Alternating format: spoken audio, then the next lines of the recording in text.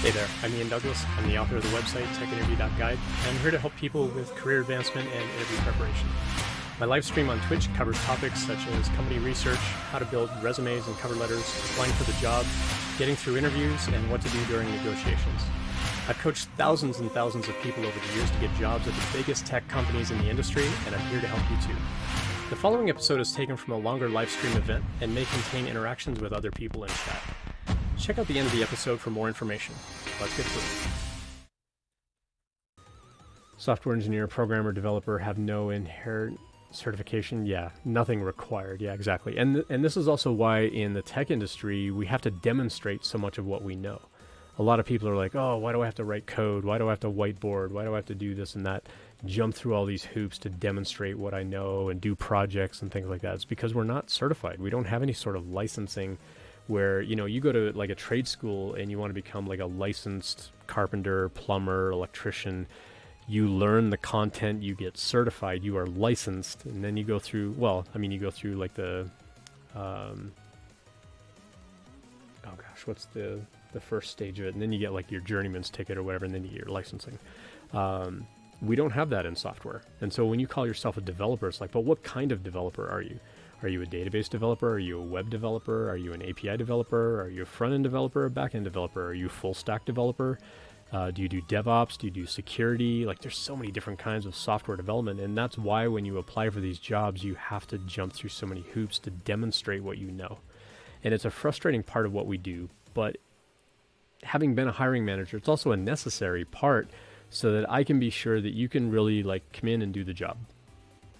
I've been a hiring manager. I've been a director of engineering. I've held those roles.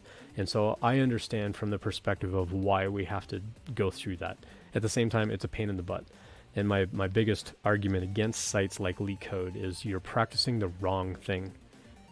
When you go to that interview and you're like, show me how to build a depth first search and, you know, show me how you do recursion to blah, blah, blah. It's like my entire 26-year career, I've implemented recursion twice in production. I've implemented one prefix tree ever in production. The times I've had to do it during interviews and projects and things like that is ridiculous. Yeah, I've had to do it way more to demonstrate that I know what I know or what I claim to know. And it's an unfortunate part of the industry. And so, yes, there is a demonstration portion of the interview, but it needs to, like, my biggest argument about the tech interview experience is that you need to demonstrate the skills that you're going to use on a day-to-day basis. And a lot of tech interviews don't do that. They want you to do the data structures and algorithms and like, show me how you iterate over a hash. It's like, okay, but how am I going to use this on the job?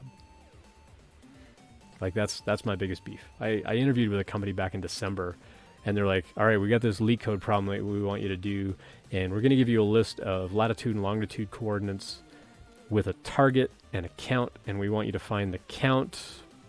Like, if I give you the number 5, I want you to find the 5 closest points of this list of latitude and longitudes, closest points to the target latitude and longitude that we give you. So you're getting 3 parameters. You're getting an array of latitude and longitude points. You're getting a target latitude and longitude point, and you're getting a count of how many of, from that list they want you to find. And I'm like, okay, well, it's a heap problem because you're trying to find the closest ones. And so you need some kind of math algorithm to turn that latitude and longitude thing into a normalized thing that you can sort in the heap and then like pull out.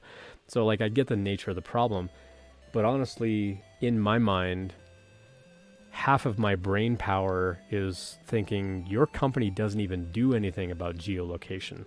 Why are you asking this kind of problem? Asking me to do latitude and longitude points and math and things like that when that's absolutely nothing to do with what your company does. They should have been asking questions about how do you avoid scheduling conflicts on a calendar? How do you match, interested people who are interested in like learning content and like match those people up also in a way that's like accounting for schedules and things like that. That's what that company did. Not latitude and longitude kind of stuff. And so that's my problem with LeetCode. There are really good LeetCode problems that can be applied to the kind of job that you're applying to. But most companies don't pick those types of problems.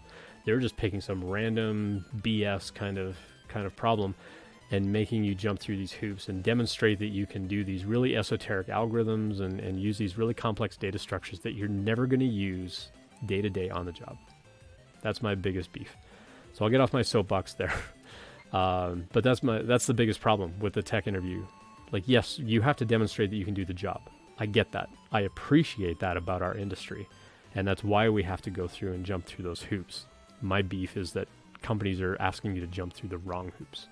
I did one interview in early January, where they're like, hey, we want you to hit this API. You're going to get back this JSON data, and you're going to parse it, and you're going to calculate some statistics. And I'm like, okay. And I had no problem with it because, A, I do that really well. I've been doing it for a long, long time.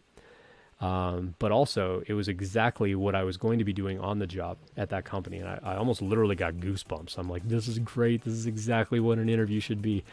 Because I knew exactly why they were asking me to demonstrate that skill, as opposed to this geolocation thing that happened in December. Thanks for checking that out. I hope that you found it helpful. I always appreciate feedback, so please let me know what you think. I appreciate any subscriptions, so please tell your friends and colleagues about it as well. Check out the website techinterview.guide for more information about when I'm live streaming and all of my free content. Drop by a live stream anytime to ask questions or message me privately, whatever makes you most comfortable. See you next time.